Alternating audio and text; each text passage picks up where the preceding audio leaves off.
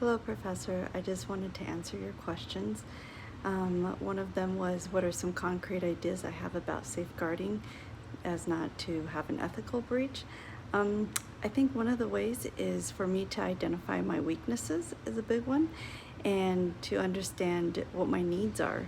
If my needs aren't being met, then I will search in the counseling situations and in the counseling arena to figure out how I can get those met through the clients.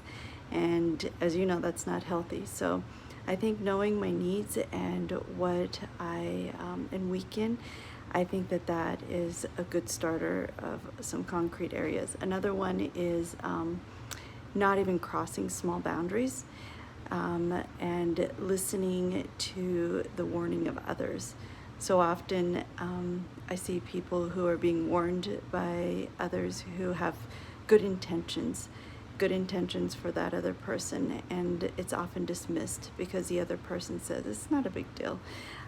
It doesn't matter if I do this one small thing. I remember I was in a counseling situation with a counselor. He was counseling me, and he talked about himself continually, all the time. And I only went to 2 sessions because it was pointless for me to go because he talked about himself all the time.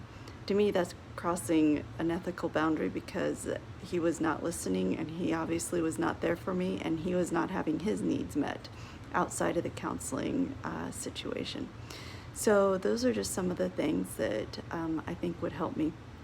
Another question that you asked is, how did I feel about the punishment when the counselors did the breach of ethics?